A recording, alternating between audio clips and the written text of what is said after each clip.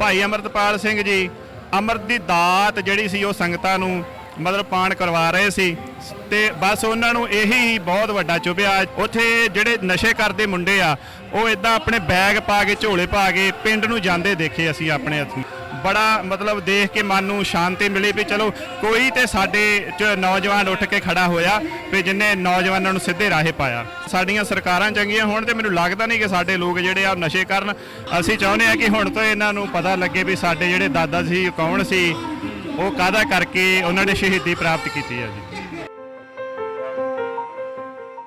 ਅਸੀਂ ਖੁਸ਼ਨਸੀਬ ਸਮਝਦੇ ਆਪਣੇ ਆਪ ਨੂੰ ਵੀ ਸਾਡੇ ਫਾਦਰ ਸਾਹਿਬ ਸਾਡੇ ਪਰਿਵਾਰ 'ਚ ਸ਼ਹੀਦ ਹੋਏ ਆ। ਸੈਨ ਫਰਾਂਸਿਸਕੋ ਦੇ ਨਗਰ ਕੀਰਤਨ ਦੇ ਉੱਤੇ ਆ ਜਿੱਥੇ ਸ਼ਹੀਦਾਂ ਦੇ ਸਰਤਾਜ ਸਾਹਿਬ ਸ੍ਰੀ ਗੁਰੂ ਅਰਜਨ ਦੇਵ ਮਹਾਰਾਜ ਅਤੇ ਸਮੂਹ ਸ਼ਹੀਦਾਂ ਨੂੰ ਸਮਰਪਿਤ ਫਰੀडम ਰੈਲੀ ਨਗਰ ਕੀਰਤਨ ਸੇ ਇਸ ਟਾਈਮ ਆਪਾਂ ਸ਼ਹੀਦ ਸੁਖਦੇਵ ਸਿੰਘ ਚੱਬਾ ਜਿਹਨਾਂ ਚੱਬਾ ਕਰਕੇ ਵੀ ਜਾਣਿਆ ਜਾਂਦਾ ਸੀ, ਉਹਨਾਂ ਦਾ ਪਰਿਵਾਰ, ਉਹਨਾਂ ਦੇ ਬੇਟਾ ਬਲਵਿੰਦਰ ਸਿੰਘ ਚੱਬਾ ਆਪਣੇ ਨਾਲ ਜੁੜੇ ਹੋਏ ਆ। ਵੀਰ ਜੀ ਵਾਹਿਗੁਰੂ ਜੀ ਕਾ ਖਾਲਸਾ ਵਾਹਿਗੁਰੂ ਜੀ ਕੀ ਫਤਿਹ ਜੀ। ਸੋ ਮੈਂ ਦੇਖ ਰਿਹਾ ਵੀ ਤੁਸੀਂ ਅੱਜ ਬੱਚਿਆਂ ਨੂੰ ਵਿਸ਼ੇਸ਼ ਤੌਰ ਦੇ ਉੱਤੇ ਚਾਚਾ ਚੱਬਾ ਸੁਖਦੇਵ ਸਿੰਘ ਚੱਬਾ ਜੀ ਦੀ ਤਸਵੀਰਾਂ ਵਾਲੀਆਂ ਟੀ-ਸ਼ਰਟ ਬਣਵਾ ਕੇ ਲਿਆਂਦੀਆਂ। ਹਾਂਜੀ ਹਾਂਜੀ ਬਿਲਕੁਲ ਜੀ। ਅਸੀਂ ਚਾਹੁੰਦੇ ਆ ਕਿ ਹੁਣ ਤੋਂ ਇਹਨਾਂ ਨੂੰ ਪਤਾ ਲੱਗੇ ਵੀ ਸਾਡੇ ਜਿਹੜੇ ਦਾਦਾ ਸੀ ਕੌਣ ਸੀ, ਉਹ ਕਾਹਦਾ ਕਰਕੇ ਉਹਨਾਂ ਨੇ ਸ਼ਹੀਦੀ ਪ੍ਰਾਪਤ ਕੀਤੀ ਹੈ ਜੀ। ਸੋ ਤੁਸੀਂ ਜਦੋਂ ਇਹ ਸਾਰੀਆਂ ਚੀਜ਼ਾਂ ਦੇਖਦੇ ਆ, ਅੱਜ ਆਪਾਂ ਨਗਰ ਕੀਰਤਨ ਦੇ ਉੱਤੇ ਆਏ ਆ, ਸ਼ਹੀਦਾਂ ਨੂੰ ਕੋਟ-ਕੋਟ ਪ੍ਰਣਾਮ ਆ ਜੋ। ਸੋ ਤੁਸੀਂ ਇਹ ਸਾਰੀਆਂ ਚੀਜ਼ਾਂ ਨੂੰ ਕਿੱਦਾਂ ਦੇਖਦੇ ਆ? ਇਹ ਜੀ ਸਿੱਖ ਪੰਥ ਨੇ ਬਹੁਤ ਘਾਲਣਾ ਘਾਲੀ ਆ, ਮਤਲਬ ਬੜੀ ਮੁਸ਼ੱਕਤ ਦੇ ਵਿੱਚੋਂ ਨਿਕਲੇ ਹੋਏ ਨੇ। ਬਹੁਤ ਸ਼ਹੀਦ ਸਿੰਘਾਂ ਨੇ ਜਾਨਾਂ ਗਵਾਈਆਂ ਆਪਣੇ ਪੰਥ ਦੀ ਸ਼ਾਨ ਨੂੰ ਉੱਚਾ ਰੱਖਣ ਵਾਸਤੇ। ਸੋ ਗਾਂ ਵੀ ਮਤਲਬ ਜਿੱਥੇ ਜਿੱਥੇ ਲੋੜ ਪੈਂਦੀ ਆ ਸਿੰਘ ਮਤਲਬ ਪੂਰੇ ਜਜ਼ਬੇ ਦੇ ਨਾਲ ਆਪਣੀਆਂ ਸ਼ਹੀਦੀਆਂ ਦੇ ਰਹੇ ਆ।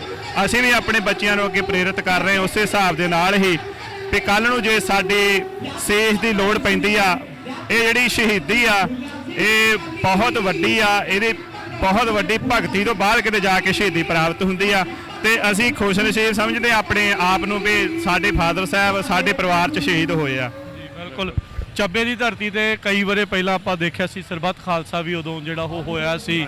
ਸੋ ਉਸ ਤੋਂ ਬਾਅਦ ਦੇ ਵਿੱਚ ਹੁਣ ਤੁਸੀਂ ਬੱਚਿਆਂ ਨੂੰ ਇਤਿਹਾਸ ਦੇ ਨਾਲ ਜਿਹੜਾ ਉਹ ਜੋੜ ਰਹੇ ਆ, ਜੋ ਇਸ ਟਾਈਮ ਭਾਈ ਅਮਰਿਤਪਾਲ ਸਿੰਘ ਤੇ ਹੋਰ ਬਾਕੀ ਜਿਹੜੇ ਸਿੰਘਾਂ ਦੇ ਨਾਲ ਜੋ ਚੱਲ ਰਿਹਾ, ਜੋ ਹਕੂਮਤ ਉੱਥੇ ਦੀ ਕਰਦੀ ਆ, ਉਸ ਨੂੰ ਦੇਖ ਕੇ ਕੀ ਤੁਸੀਂ ਨੌਜਵਾਨਾਂ ਨੂੰ ਕਹਿਣਾ ਚਾਹੁੰਦੇ ਆ? ਦੇਖੋ ਜੀ, ਜਿਹੜੀ ਹਕੂਮਤ ਆ ਉਹ ਤੁਹਾਨੂੰ ਪਤਾ ਹੀ ਆ ਵੀ ਜਦੋਂ ਵੀ ਕੋਈ ਸਿੱਖ ਨੁਮਾਇੰਦਾ ਆਪਣੇ ਪੰਥ ਦੇ, ਆਪਣੇ ਹੱਕਾਂ ਦੀ, ਆਪਣੇ ਪਾਣੀਆਂ ਦੀ ਕਦੋਂ ਵੀ ਗੱਲ ਕਰਦਾ, ਉਹਨੂੰ ਕਿਸੇ ਤਰੀਕੇ ਝੂਠੇ ਕੇਸਾਂ ਦੇ ਵਿੱਚ ਫਸਾ ਕੇ ਜੇਲ੍ਹਾਂ ਦੇ ਵਿੱਚ ਬੰਦ ਕਰ ਦਿੱਤਾ ਜਾਂਦਾ।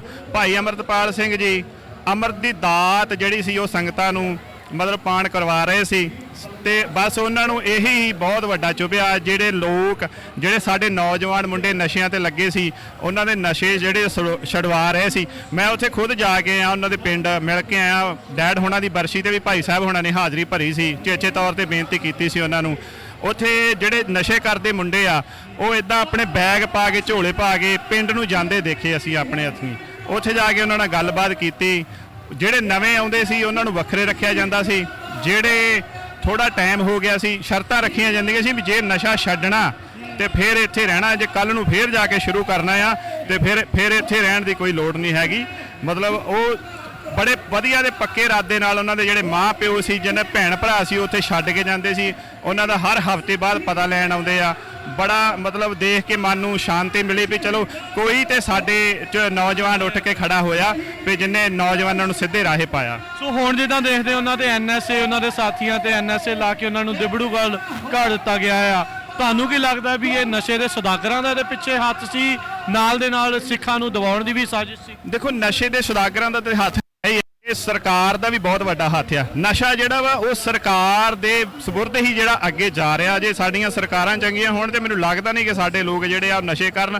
ਪਹਿਲਾਂ ਅਸੀਂ ਮਾਰਨ ਦਾ ਸਿਰਫ ਇੱਕ ਜਿਹੜਾ ਤਰੀਕਾ ਆ ਉਹ ਵੱਖਰਾ ਹੋਇਆ, ਸਿੱਖ ਕੌਮ ਨੂੰ ਖਤਮ ਕਰਨ ਦਾ। ਪਹਿਲਾਂ ਮਤਲਬ ਗੋਲੀਆਂ ਨਾਲ ਸ਼ਹੀਦ ਕੀਤਾ ਗਿਆ, ਹੁਣ ਉਹ ਨਸ਼ਿਆਂ ਦੇ ਰਾਹੀਂ ਕਰ ਰਹੇ ਆ ਵੀ ਜਿਹਨੂੰ ਆਪਾਂ ਕਹਿ ਸਕਦੇ ਆ ਵੀ ਬੜਾ ਕਿਸੇ ਨੂੰ ਮਤਲਬ ਇਸ ਚੀਜ਼ ਦਾ ਮਤਲਬ ਜੇ ਕਈ ਲੋਕ ਜਿੱਦਾਂ ਗੱਲਾਂ ਕਰਦੇ ਆ ਵੀ ਨਾ ਜੀ ਨਸ਼ੇ ਨਾਲ ਕੌਣ ਮਰਦਾ ਆ, ਹੈ ਨਾ, ਪਰ ਜਿਨ੍ਹਾਂ ਨੇ ਮਰਦੇ ਆ ਉਹਨਾਂ ਨੂੰ ਪਤਾ ਆ। ਹਾਂਜੀ, ਸੋ ਬਹੁਤ ਬਹੁਤ ਧੰਨਵਾਦ ਵੀਰ ਜੀ। ਵਾਹਿਗੁਰੂ ਜੀ ਕਾ ਖਾਲਸਾ, ਵਾਹਿਗੁਰੂ ਜੀ ਕੀ ਫਤਿਹ।